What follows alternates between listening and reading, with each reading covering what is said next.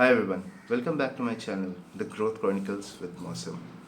Today, in this video, we'll talk about a recent tweet that went viral by the President of the United States of America, Donald Trump, that India and Russia's economies are dead. Well, is our economy dead or is it alive or we were somewhere in between? I'll try and analyze that in this video, giving you a holistic perspective of what things are actually on ground. So, like any statement made, it has both its pros and cons. I'll take you through both of it and then give you my opinion on it. First of all, let's understand the context of where the statement is coming from. Recently, there has been a lot of tussles that have gone on between India and USA behind the doors, which started from India taking a stance that they are not going to be completely against Russia and be in the West corridor. When the Russia-Ukraine conflict over, we were purchasing oils from Russia. We were going and giving statements to Europe that Europe's problems are the world's problems, but the world's problems are not Europe's problems, which Mr. Jaishankar famously told in one of his press conferences. So that has rubbed America the wrong way, right? So, and what we did was correct because we have to see our own national interest. And if you see, India is trying to maintain a very fine line where they're trying to balance both the powers of China, Russia, as well as the United States, so that we can grow independently, we can take our matters into our own hands, which is the right way. This has irked a lot of people in the West. It irks even China as well, but that side hasn't come up and given such statements, so we'll keep that context for later on. However, this is the current status. Why does it impact? You might say, okay, well, India is an independent country. Why should it impact USA? Because right now, if you see, US is the hegemony power. Okay, they are the number one in military strength, economic strength, and everything. If you compare any other economy, India is a rising power. We are right now the fourth largest economy in the world. We are going to become number three pretty soon. No one is going to stop us. But what happens if we keep on growing? Today we are around a $4 trillion economy.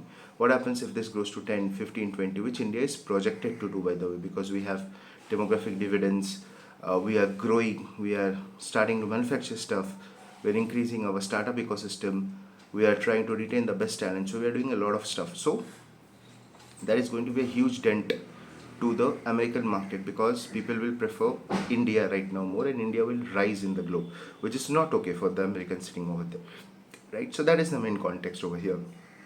Also, in USA sees Pakistan as a counterbalance to India. I think every one of us knows it already.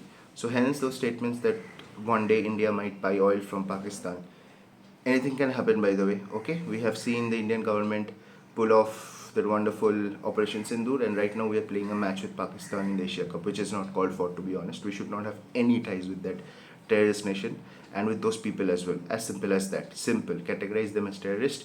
Whoever is a common man over there, I don't know whether he's a terrorist or he's a common man. So complete, no connection should be there. However, this is the context to which the statement is made, so don't take it on face value. Now let us understand at face value whether that statement is true or not, right? So first, let's understand what are the challenges of the Indian economy. We will obviously tell some positive points as well in this. First and foremost, India's GDP growth rate over the past 5 years has been somewhere between 7 to 8%, only exception being financial year 2021 and late bit of last quarter of 1920 because of COVID, where we grew at 5.6, 5.7%, roughly around that. If I'm wrong, please correct my data points and quote your source in the comment section below. But roughly we're going between 6.5 to 8% over the last 5 years. And at the same time, we have been projected to grow at that rate at least throughout this decade till 2030, which means at our base, we will be one of the fastest growing economies in the world, which is the fastest growing economy, not one of the fastest growing economy. China, USA, Russia, any other major economies are not projected to grow at that rate. We see that as a positive. But there's one small point. Our base is pretty low. China is at a base of $19 trillion. USA is at a base of $35 trillion. Okay? We are at the base of $4 trillion. China, when they were at our level, some 18, 20 years back, okay, probably roughly around that time, they are growing at double digits, at 10%, 12%. So we should be growing at that level. Now, what is stopping us from that? Okay, first and foremost thing, corruption. If we see as an Indian citizen, I'm sure you have dealt with this. Let's say if you're not wearing a helmet or if you have done any minor mistake, people ask price from us. If we can eradicate that, let's say to the tune of even 30%, tell me how easy it will be for Indians to do stuff and promote the efficacy of this country. Education system, it is broken. We are still in the colonial hangover. Our laws, our mechanisms, our institutions are still working in the colonizing way. And when we are talking about artificial intelligence in the end of the first quarter of the 21st century. So these are the real problems that is stopping us. Although the numbers look great, but still, unless we fix this, the input to these numbers, which is demographic dividends, killing of individuals, people innovating, then people coming out of the poverty line will never happen unless and until this part is sorted out. Second thing, the problem is India has a disposable income of only $3,000 per year, which is 140th or 141st among all the major nations. These needs to be taken care of. Again, relating back to the point, how will this increase? Only and only through education and proper skilling of people. We cannot have people only going there and doing low value jobs as laborers. No, that cannot happen. People have to be skilled. They have to be given access to the market where they can increase their income. They can be paid at a premium, and they need to have the skills to do that. So that is not the job of the individual only. I know through Google and through different internet researches or resources rather, people are doing it. Lot of people have transformed their lives, but government needs to play an active part in it and promote and market them so that the young generation of today can take up those jobs and they are not wondering what next. Third point, Indians are very, very, very clever. Okay, we have highest number of amount of remittances that comes every year. We're number one in that. So Indians are very clever. They understand the stupidity that is there in the country. As Akshay Srivastava has rightly mentioned, see the taxation. Okay, see our infrastructure, quality of life in our major cities. Right now the monsoons are happening everywhere. It is waterlogged. Okay, it's a big problem. Rent is a big problem in the major cities. Quality of air, infrastructure, and quality of public transport is a big problem. So whenever an individual gets an opportunity, he or she tries to escape and go to another country, which is a brain drain basically, and that is correct, which is happening at a faster rate than ever before. Right? So that needs to be taken care of. How? Get back to the basics. You don't have to do anything. Just improve the quality of life in the cities. People will stay. Start off from developing the tier 2 cities. Tier 1s are already encroached, congested. Ensure that you can decongest them and bring things to tier 2 cities. Maharashtra is a big example in that. Mumbai is congested. They have put up centers in Pune, Nagpur, Nasik. They're developing other cities as well. The other states needs to follow heat.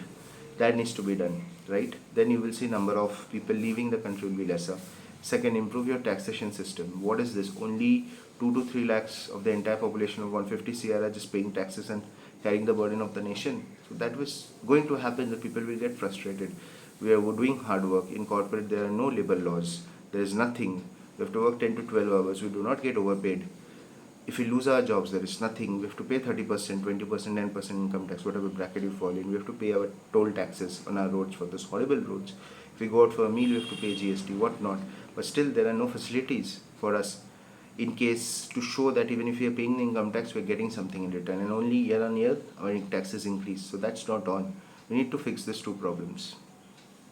Now, is everything so negative as people are talking about? The answer is no. A lot of positives as well. Number one, I'll talk about the food subsidy releases has increased 5x over the past 5 years, over the last 5 years rather. So that means the number of people who had access to the food subsidy has increased fivefolds. So that's a very good point. That people who need those, who actually need those freebies or subsidies from the government are getting that. So that's a very positive point. Second, electrification of villages. Almost from 80% to 99.6% of our village right now have access to electricity. That's the official data. Your ground reality must be different. If you are from a village or you know some villages who do not have electrification, please put the list in the comment section below so that people can take note of that. That's a big positive. Third, we were expected to grow between 6 to 7%, but we are growing at 7 to 8%. So we are growing a bit aggressively than the projected forecast, although we should grow at 10 to 12% because of the reasons I talked about in my earlier part of the video. But that's still a good sign. We are greater than or equal to our projections. We are not less than that. So that's a very big positive. Next, our startup ecosystems. Although some ministers might come up and say that we are only giving delivery services, but Startup ecosystems are really solving a lot of problems. The only reason we don't know about a lot of startups, we're working in the space industry, we're working in AI, because they're not marketed. You use Zepto, Blinkit, Swiggy every day in your life, so you know about that.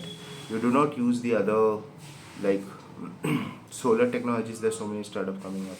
In space, there's so many startups that are working with ISRO. If you go and just research the ISRO site, you will get to know their names. No one knows about it because they're not marketed, and even the minister doesn't know about it. So they're talking that language. However, the Indian ecosystem of startups are doing really well. That's a big positive.